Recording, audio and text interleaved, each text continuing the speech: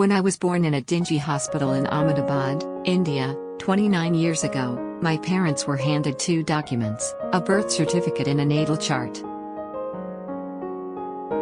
The doctor informed my mom that the latter, also known as a birth chart, was an astrological map that revealed how the position of the sun, moon, planets and other celestial bodies at the time I was born would influence my behavioral tendencies, character traits and life purpose.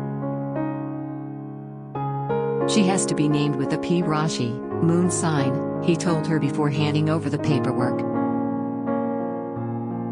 Don't lose this. Ironically, my birth certificate got misplaced, but the natal chart remained accounted for and intact in its laminated form. When we moved to the United States, it traveled with us and eventually found a permanent and secure home in my dad's safe. I learned very early on that Vedic astrology, the kind of astrology practiced in India, which differs from Western astrology, served as a guidepost in my parents' household. Their trusted astrologer was on speed dial, despite living in India, and they frequently referred to my star alignment before I was allowed to make monumental decisions. Going out of state for college? Consult the planetary placement first. Picking a career in law? Make sure the zodiacs are on board. Looking to get married? Ensure the celestial bodies don't have any concerns. Although I'm not religious or an avid believer in astrology, I didn't argue with my parents' reliance on the astrologer's recommendations because it was just easier than trying to dispute the accuracy of his claims.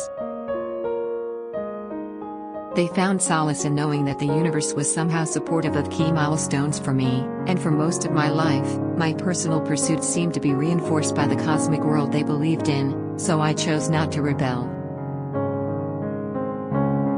Until now. Last summer, I got engaged to a British Indian man.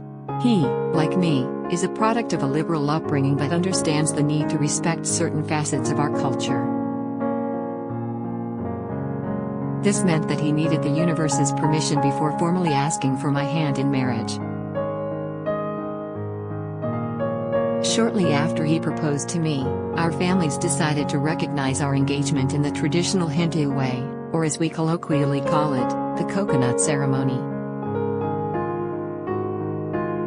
During this ceremony, my fiancé and I would be given coconuts, money and other gifts from both sides of the families as a token of good luck as we formalized our commitment before God.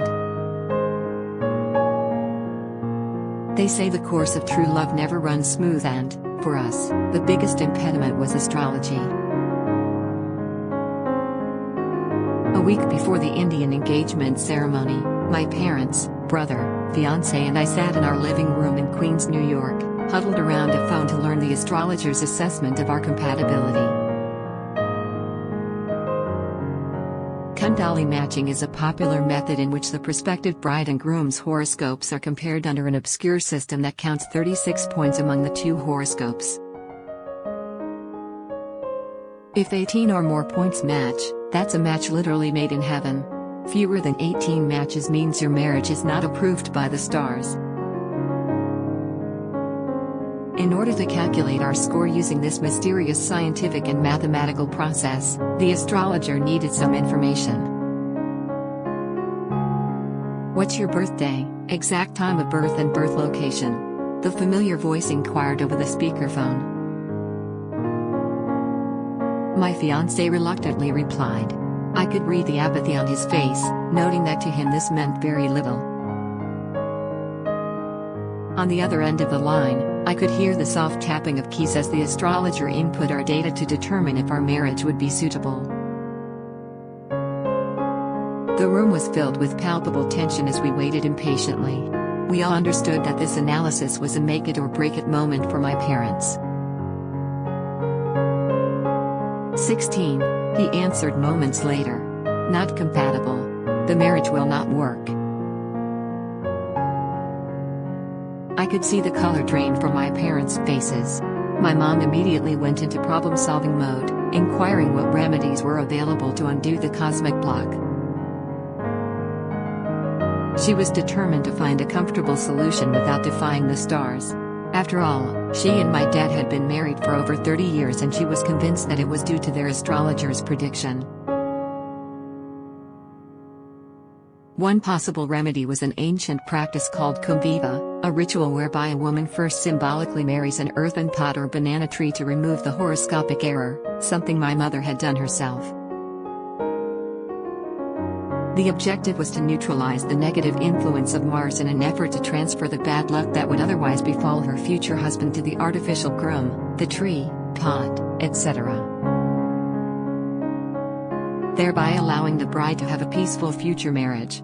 Another solution was to have a puja, a ceremony initiated by a priest whose chants and prayers would ward off the inauspicious energy. I could also wear a suitable yantra, gemstone, per my zodiac sign, in what I learned was considered gemstone therapy, and the gem would radiate positive energy and lure away ill omens. Frankly, none of these solutions worked for me. Indian philosophy views marriage not only as a long-term commitment between two people but as a union of cosmic energy and permanent stability. Generations have relied on horoscope matchmaking, especially for arranged marriages, to get assurance that the married couple would enjoy a life of bliss, stability and health.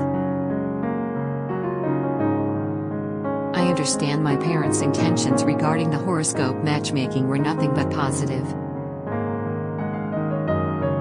Throughout my life, my respect for them and my culture had dissuaded me from making decisions they might not agree with. I had silently complied with their need for astrological affirmation because it had never deterred me from what I wanted for myself. But this was where I drew the line. I did not feel comfortable with any of the astrologer's recommendations for fixing our problem. After trying to reason that astrology is imperfect and would provide no tangible assurance about the strength of my future marriage, I realized it was time to say what I was really thinking. At that moment, I didn't care that the cosmic bodies had determined that my marital union would be doomed. I was willing to take the risk of spending the rest of my life with my chosen partner, confident that we could overcome any obstacles, cosmic or otherwise, together. My parents, of course, met this decision with some resistance. What about Jyoti, who got married against the astrologer's recommendation? Now they're getting divorced. My mom exclaimed about a distant cousin whose 5-year marriage ended mutually due to non-cosmic reasons. My parents listed other examples of couples with unsuccessful marriages, neglecting the many other reasons those relationships failed besides astrological incompatibility. It was clear they didn't want me to become another horror story or the classic "I told you so" example that other parents would end up telling their children. This made me and my fiancé want to prove them, and Indian society, wrong even more. Still, as determined as we were, I will admit our astrological reading did give me temporary anxiety. This was the first time I would deviate from what astrology told me to do, and for a moment, I wondered if I was going to jinx my marriage. I very quickly realized I was being irrational. My relationship with my partner was built on a foundation of mutual understanding, communication and real-life work. It is this same approach that we will rely on as a married couple, with no space for the universe's opinion. For me, love is not a mystical phenomenon, it is a manifestation of the respect and unconditional care that two people have for each other and that makes them want to spend forever with each other. I am sure there are many examples of others who did not heed the advice of their astrologer and still went on to experience successful marriages. We plan on joining those ranks. Months have passed since that fateful reading and my parents have come around with their blessing and are now happily participating in our wedding planning.